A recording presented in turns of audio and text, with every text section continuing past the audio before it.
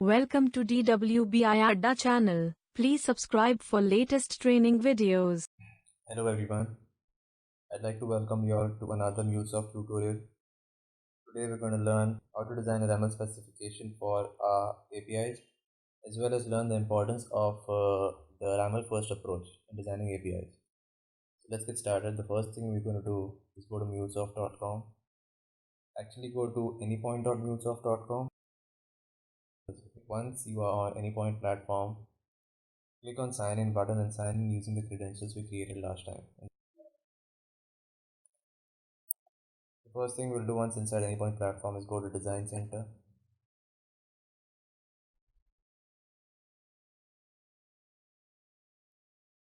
And click on create new. After that we need to click on create API specification, since that is what we will be scripting using the RAML.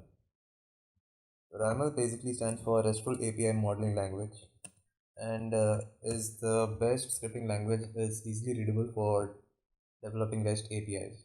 So make sure to select RAML 1.0 as your language, save location as design center, text editor among these two, and then click on create specification.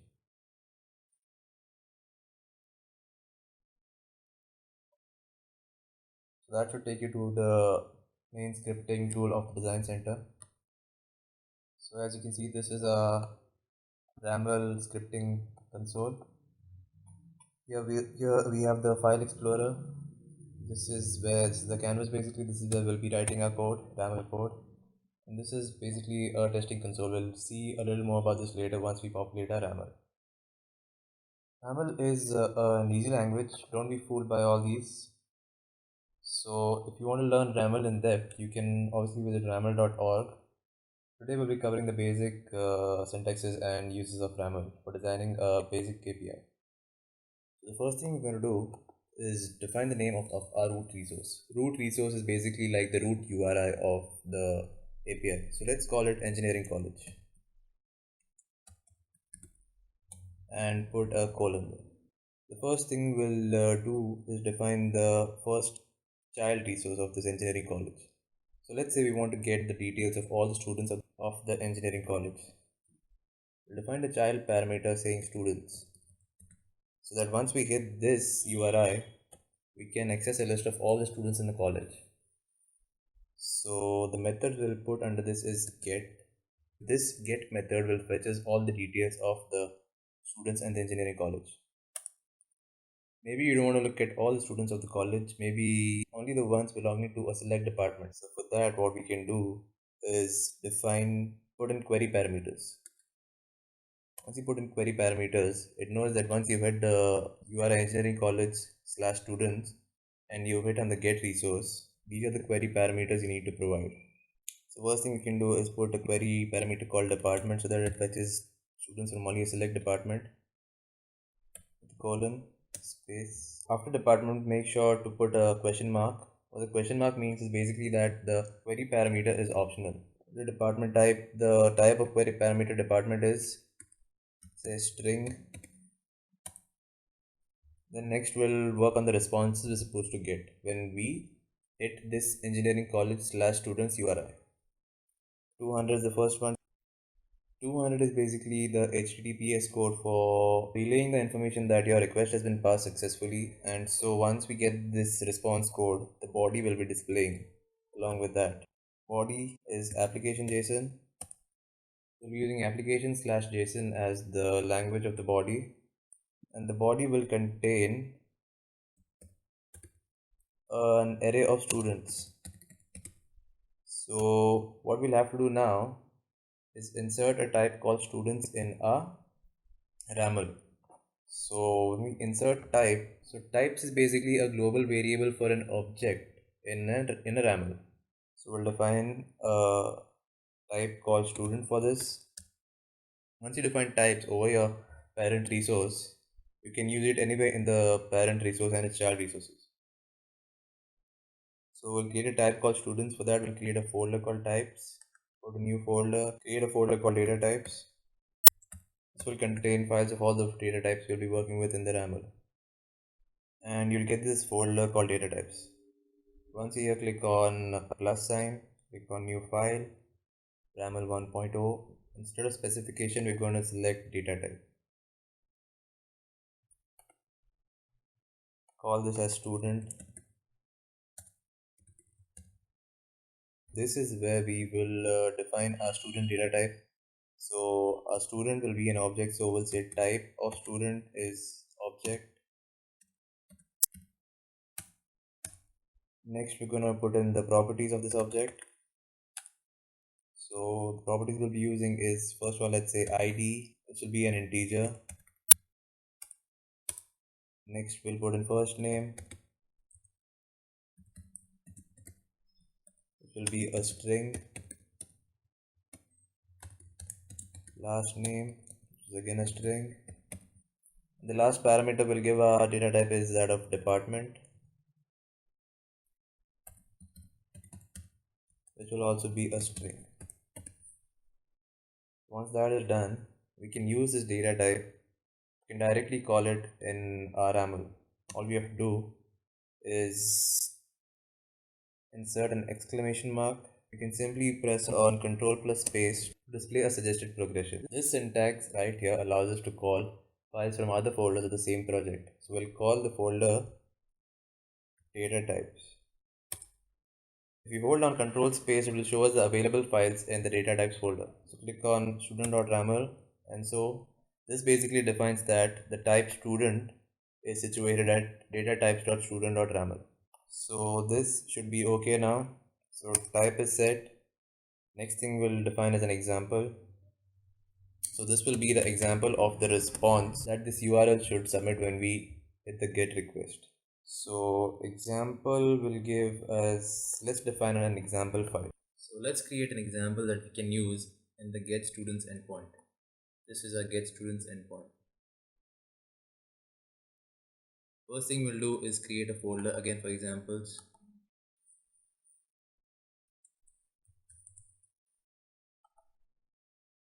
Create a new example.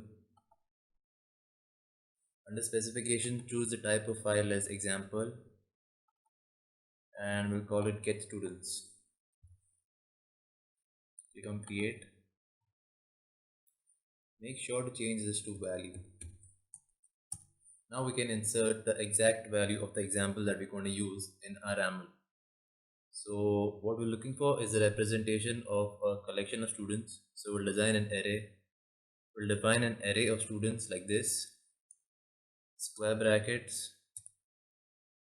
The first object will be inside the first curly braces. We'll give it an arbitrary ID as 1001, which is an integer. First name.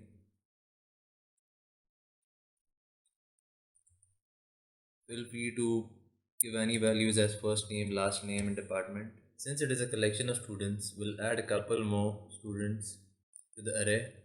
So add another student this way.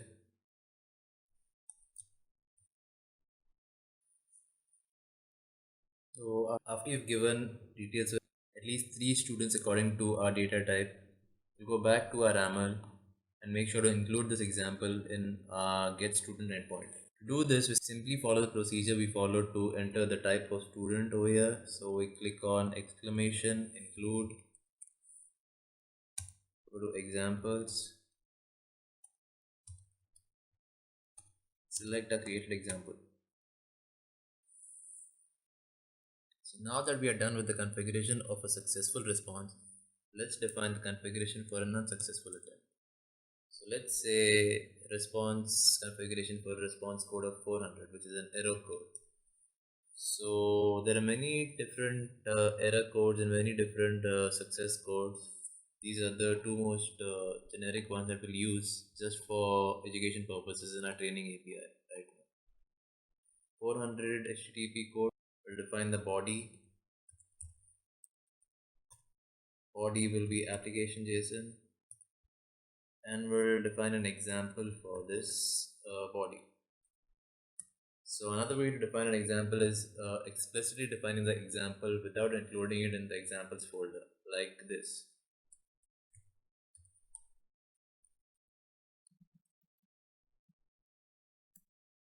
So this is basically a JSON object whose message property holds the value unable to retrieve data, since it will be displayed when we get an error code of 400. So we are done with the basic configuration of the get students endpoint of engineering college. We will add a few more. Let's add a post method to the engineering college comma students endpoint of our API. So to add a post method, go under /students, put in post. What the post method does is it allows us to post or create a new resource at this location. So if you go to engineering college /students and access the post method, we should be able to add a value to the resource. So let's say we want to add a student to the college database. So we'll hit the post get point and post a new student to the database. We'll have to obviously provide its details. So while posting, we'll need to post a body.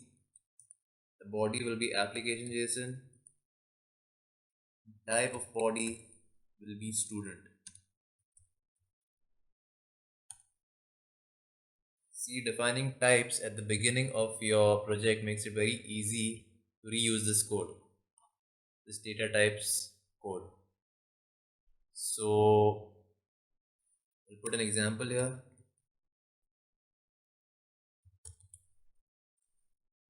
Create a new example for the post students endpoint.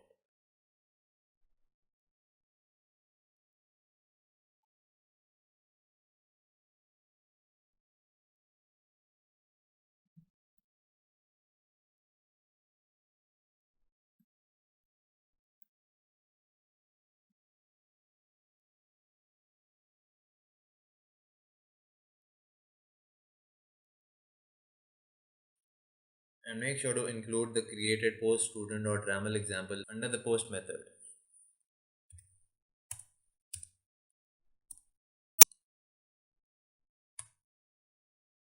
Now let's define the response codes for the post endpoint.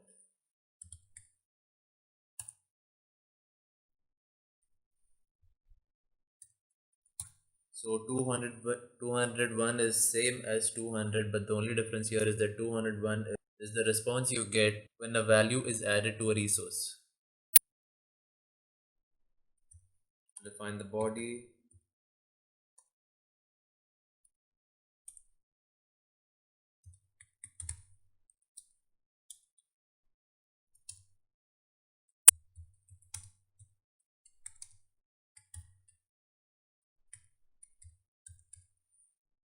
Let's define an error code as well.